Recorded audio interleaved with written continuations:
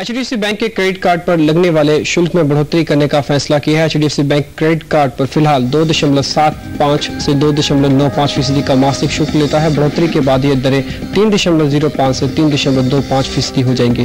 बढ़ोतरी का यह फैसला 1 सितंबर से लागू होगा। फिलहाल बैंक के पास 40 लाख क्रेडिट कार्ड होल्डर हैं।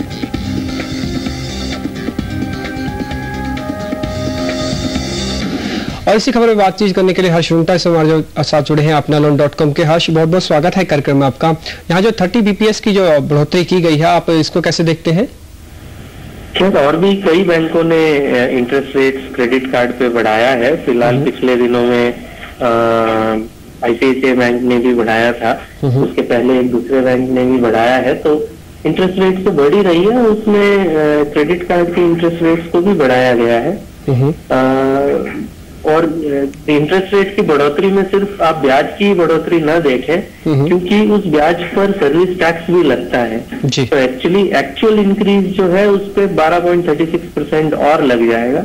तो रफली ये करीबन 0.35% के आसपास का इंक्रीज है, न कि 0.30% के आसपास का इंक्रीज। यहाँ पे हर्ष, अगर बैंक अब जो बढ़त देख रहे हैं हम ब्याज दरों में, इसका मेन कारण क्या समझे? क्या यहाँ पे क्रेडिट डिफॉल्ट्स बढ़ रहे हैं? अब जिस तरह से ब्याज दरें बढ़ा पे बैंक डिपॉजिट्स में बढ़ाई जा रही है, साथ ही क्रेडिट कार्ड्स को लेकर भी उसी तरह का रुख इस समय आप क्रेडिट डिवीजन में भी अपनाया जाए?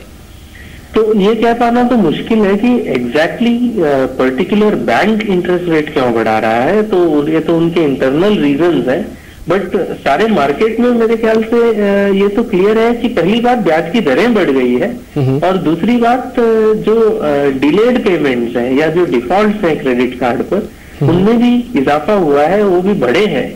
और वो भी एक रीजन है इंक्रीज इंटरेस्ट रेट के लिए, क्योंकि अब बैंकों को वो नुकसान बाकी जो उनके अच्छे ग्राहक हैं उनसे लेकर पूरा करना पड़ रहा है। जी हर्ष, यहाँ पे हमने ये भी देखा था कि बैंकिंग स्पेस में डिपॉजिट्स और एडवांसेस के अलावा जिस तरह की वैल्यू एडिशन सर्विसेज जैसे क्रेडिट कार्ड है या डिपॉजिटरी सर्विसेज हैं, उसमें बैंक काफी इन्फोसिस कर रहा है। लेकिन इस तरह की जो बढ़त हम देखेंगे ब्याज दरों में, क्या आपको लगता है काफी डेंट पड़ेगा आगे चल के मार्जिन पर भी? तो बैंकों की मार्जिन पर तो डेंट नहीं पड़ेगा, इसीलिए रेट्स बढ़ाई गई है। तो अगर आप देखें तो लेंडिंग रेट्स जो है वो ज्यादा बढ़ी है बनिस्बत के डिपॉजिट रेट्स, तो मार्जिन तो शायद इंप्रूव होंगे, लेकिन प्रॉब्लम यह है कि वॉल्यूम्स पर तो क्लियरली असर पड़ेगा।